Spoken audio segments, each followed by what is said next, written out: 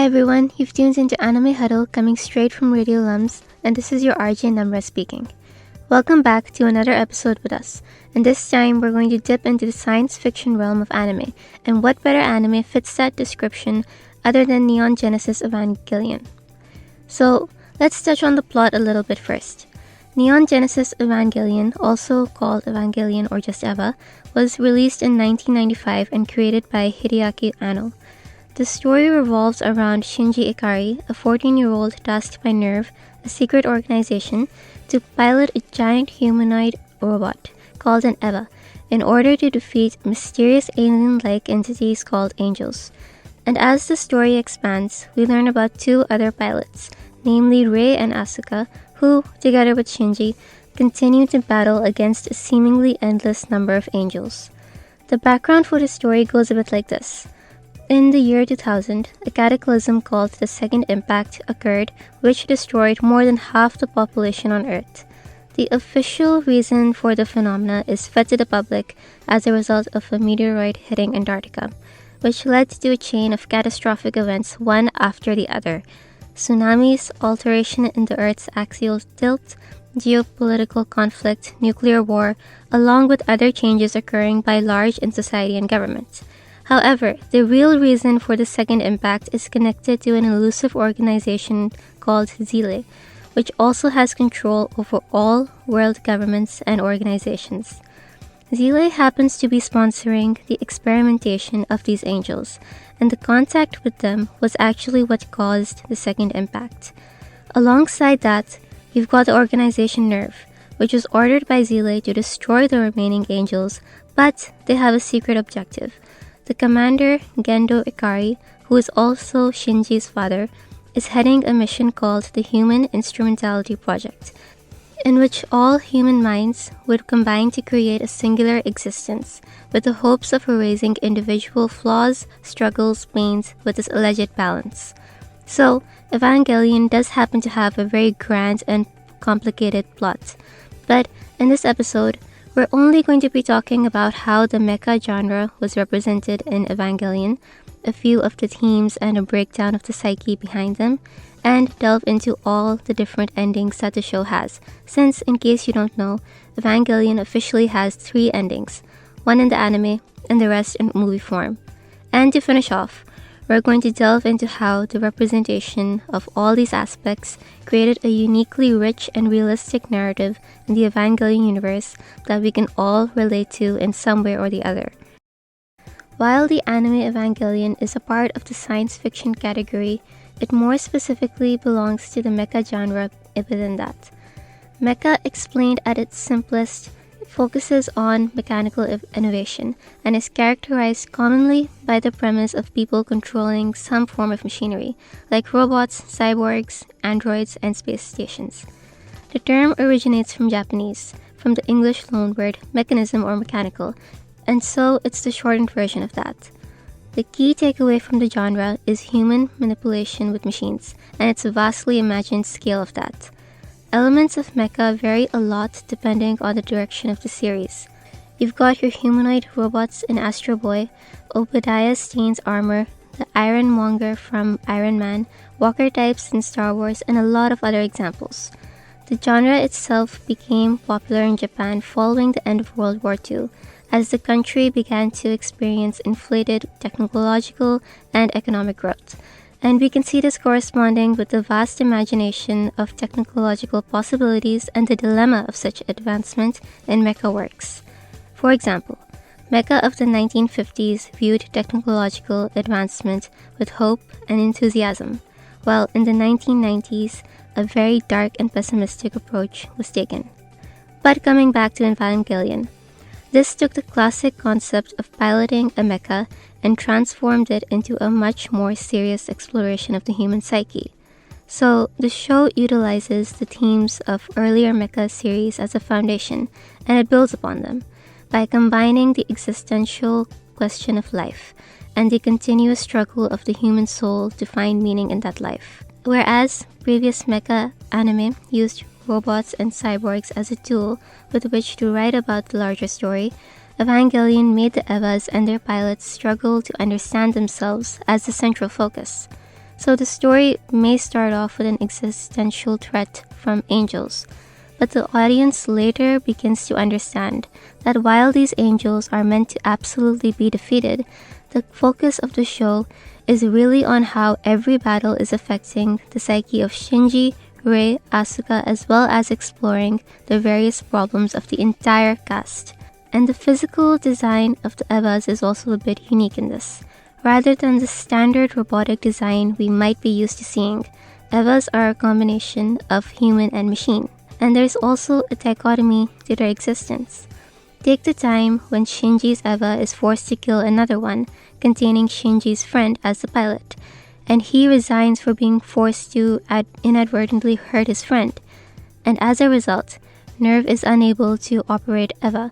So while these Evas happen to be critical for protecting humanity, but at the same time, even though they should be the saviors, you can't really see them in that light. There's always a demon-like otherworldly quality around them. Along with that, there seems to be a connection between man and machine, such as when Asuka's mental state deteriorates, it renders her incapable of piloting the Eva, or when Shinji's Eva had its arm broken off, Shinji felt like his arm was also being broken off. So there's this strong mental synchronization between what's meant to be a lump of metal and what is a lump of thinking and living flesh. And with that in mind, Evangelion seems to have taken the traditional robots step in to save the day where humans can't storyline to another level, where robots and humans interact together to become a part of each other, rather than one having a clearly established authority over the other. In reality, the power dynamic between man and what man has created meshes to create another form of coexistence. With all that in mind, it's not hard to see why Evangelion is credited with deconstructing the genre of mecha. Robots aren't the centerpiece of the story. The philosophical question about humanity and what defines or makes a human is the focus.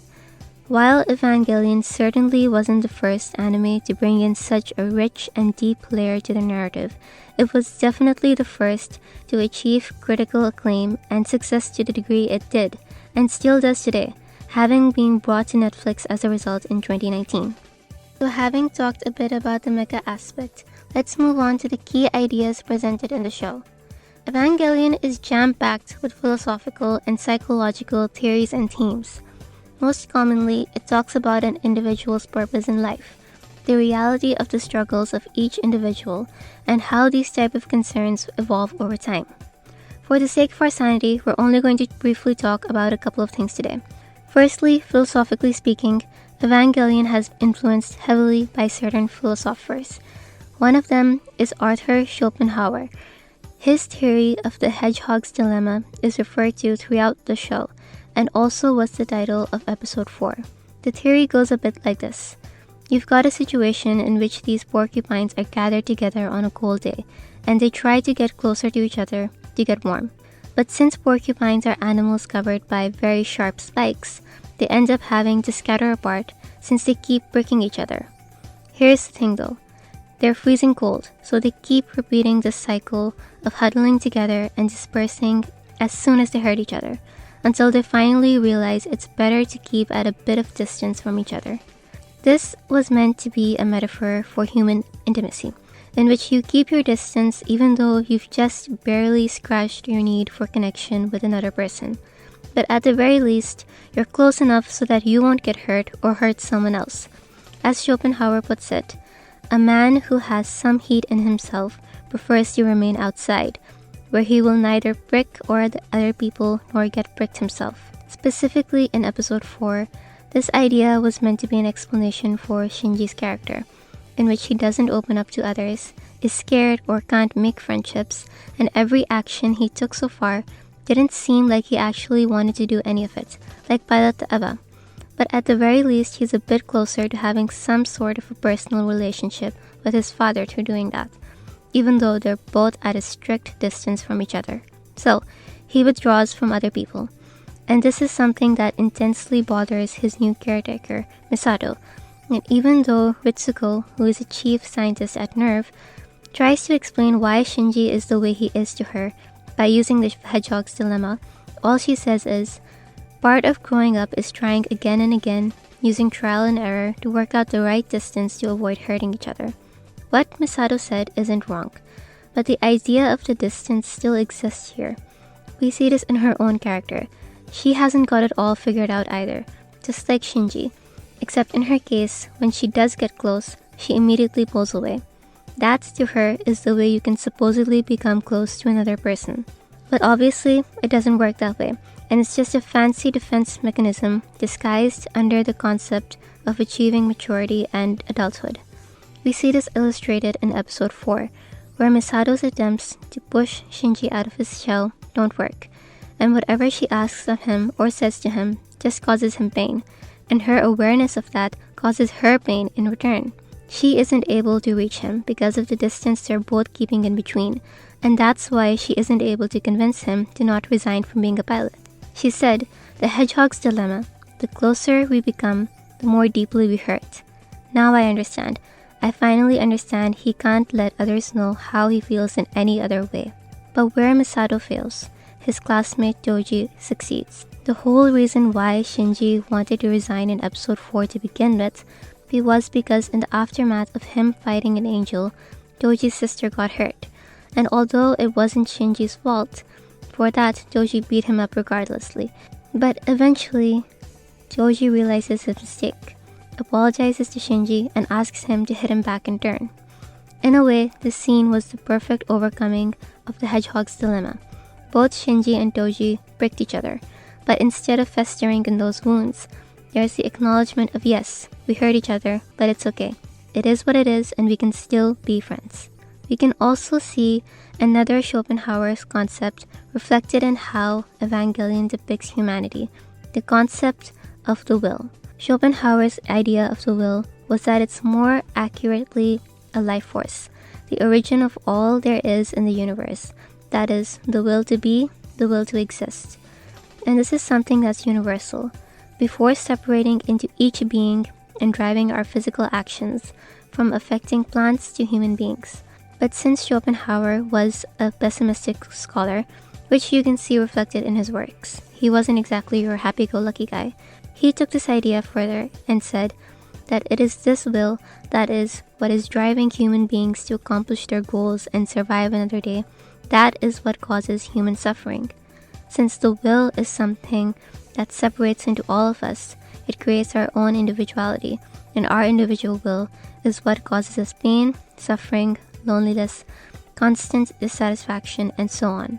The syndicate Zile follows this idea by viewing individual existence as something that only causes suffering, and so it's an inferior life form, which is why they established their aim of destroying the angels and somehow uniting the entire human race together, so that they can achieve a higher form of existence. Organization Will, spelt with all capital letters and an E at the end, that was introduced in the third film of the reboot series Evangelion 3, You Cannot Redo. It most likely draws from this concept as well, since its name means volition, desire, will, or intention in German. This organization, which was formed to destroy Nerve, shows the classic will dilemma. You've got all these people, like Misato, Rei, Shinji, all of them together with a common goal. But it was their individual wills, the conflicts that arose within each of them, and thus dictating the actions they took, that made their goal of destroying Nerve very difficult, and constantly putting it in jeopardy in different ways. Now, moving on to psychological themes, they've mostly been characterized by Freudian psychology. One of the cornerstone Freudian beliefs is the trichotomy of the id, the ego, and the superego. The id is the instinctive, hedonistic aspect of the mind, driving you to seek pleasure. The superego is the moral compass, the part of the mind that focuses on external social rules and the sense of conscience. The ego is the mediator between the two, the part of the mind responsible for creating balance of the demands of the id and superego, and is the locus of one's self-image. Some have posited that Shinji, Asuka, and Rei symbolize the concepts of ego, id, and superego, respectively. Rei is a wholly compliant individual whose identity revolves around her obedience to the framework in which she is situated. Asuka is selfish and narcissistic. and Shinji is always trying to follow what he thinks is morally and dutifully correct. One central Freudian element in the show is highlighted in how much Freud emphasizes that the seemingly incoherent behaviors people often engage in have their basis in unconscious desires that they don't fully understand. So how, even if they are indulgent, they don't necessarily have control over themselves or their actions. Many of these unconscious desires stem from events in our past and have a heavy id-based element. Evangelion highlights these aspects of characters being bound by unconscious drives that push them around. You see the kind of confusion characters have about their actions at times, later being faced with their unconscious in some cases. We can relate this largely to the construction of identity in Evangelion, since we often see different characters constructing their personalities in certain ways to deal with the world, specifically to correspond with expectations other people have of them. Shinji is a classic example of this. He's constantly worried and anxious about what others think of him, especially his father, and making sure he has his approval.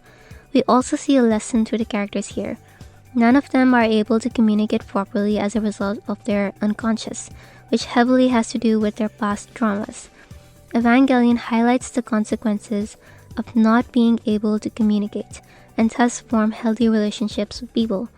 And when you realize this issue and you want to solve it, even though you know it's going to be more painful to solve the issue than to ignore it, you also realize the impossibility and difficulty that encompasses even taking the step of change.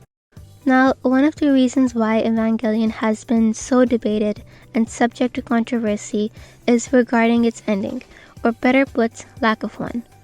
On March 27, 1996, the TV series ended in Japan, promoting varied responses from confusion to outrage. A year later, the end of Evangelion film was released to provide a so-called proper conclusion. Most recently, in March 2021, Evangelion Thrice Upon a Time, the last of the Rebuild series, was released as the final effort to end Evangelion definitively. A popular theory put forward by fans to explain this cyclical course of narrative is that Evangelion seems to follow, with each ending, Anno's shifting mental states. He's been very open about struggling with depression and having projected that into his creative work, including the shaping of his characters. This aspect in him wasn't something he always realized though. An incident occurred during the production of Evangelion, about halfway through the series, when Anno decided to research the character of Rei further by reading up on mental illness works.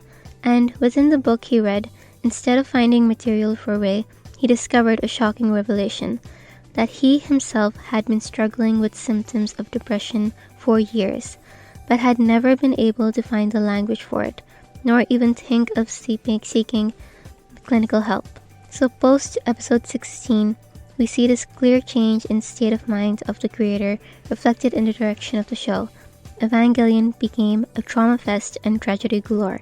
So the first ending, which is the TV series ending, shouldn't have come as big of a shock as it did. A 2-episode-long interrogation of the main characters took place, in which they discussed the prospect of the Human Instrumentality Project. This was explored through Shinji, and he was shown to be in a kind of otherworldly space, where he confronted the physical world around him, his friends, and most importantly, himself.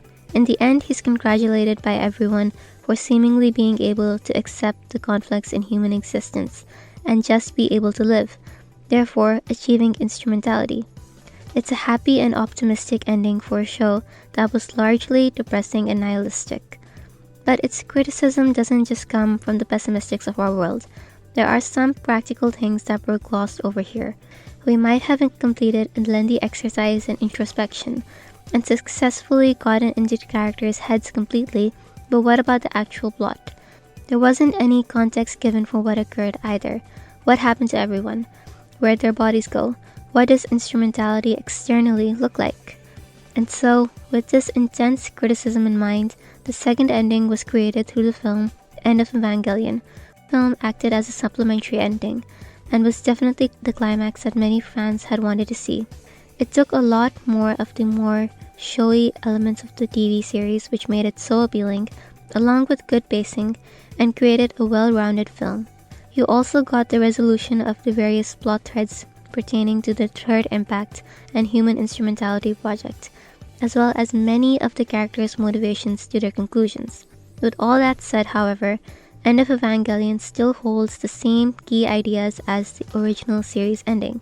Just like in the interrogation sequences of episodes 25 and 26, and at the end of Evangelion, Shinji realizes that humanity as a concept is contradictory, in that it brings with it the simultaneous capacity to feel pain and joy, and that in order to live, one must accept this contradiction. But where in the previous ending Shinji is congratulated for accepting this truism, here he rejects the instrumentality of humans, and so goes back to the previous world in which people were separate from each other, much like ours. And with that, we come to the final scene of the film, in which the world is completely wrecked, and it's just Shinji and Asuka in the frame. Overtaken by despair, Shinji tries to strangle her, and when he stops, Asuka looks at him to simply say, "Disgusting." And that was the ending that a lot of fans found appropriate and were happy with. So why follow up with the third ending when the end of Evangelion was good enough? In 2007, Anno had his own animation studio, and with that resources and time that was never available to him before. Naturally, he wanted to retell the series, and this time do it justice. So Anno released 3 films to recreate the entire story, and these new films went in a completely different direction than anything prior. Our characters got very different chances to grow in very different ways in another reality. We're not going to get too much into the plot, but essentially a 14-year time jump occurred, and new characters, divisions, sequence of events revolved around Shinji. And this time, it ends with Shinji in a status where he can change the world as he wishes. And he does exactly that with one big difference. There is no contact with the beings known as angels, no such thing as the Human Instrumentality Project, and so no need for him to have ever piloted an EVA. With all these endings, you end up having one big question. Which one is the right ending? It's left largely up to the viewers, and all are said to be canon. But in the first interview about the TV series ending, Anno said, "I am very satisfied. I regret nothing." And in a convention in the United States, he again defended this ending, saying that if he didn't like it, then too bad. To him, the last episode was the perfect ending, and that completely makes sense. Shinji goes through the process of accepting instrumentality, and then realizing that the entire human race existing as one isn't as great as it sounds. The individuality that causes us so much suffering is so very important to even be human. The message is that life can't be happy or good all the time, but we can't be sad all the time either. We can't live in our dreams or live through them, but we have to accept imperfect realities. And the only way to do that is to make this change yourself. As Anno puts it, there's more to life than these fantasies, and go live them. So now that we've talked about all these aspects of Evangelion, what are our thoughts on it? Putting it simply, what's really the big deal? The deal is that the show at its heart isn't about robots, angels, or the climate. You might have an artificial premise with the science fiction element, but the franchise is a completely emotional and philosophical journey. There's the troubling and difficult element of forming and maintaining relationships, and then the imperfect manner in which they're navigated because of the individual's own plight. Then you have your characters that are realistically nuanced, most of all in their hypocrisy, and what a good insight we gain into them, and the way the mind works, which then leads us to asking ourselves some very uncomfortable questions. So, incredibly enough, in a very historically and politically complicated constructed universe, none of that actually matters. It all comes back to the human as the center of the question in the end. And Evangelion answers that question, or at least leaves us with that question, letting us find understanding in the world we live in as human beings. And so, with all that said, we've reached the end of this episode. Thank you for tuning in to Anime Huddle with Radio LUMS so far, and do look forward to the next episode. See you next time, and goodbye.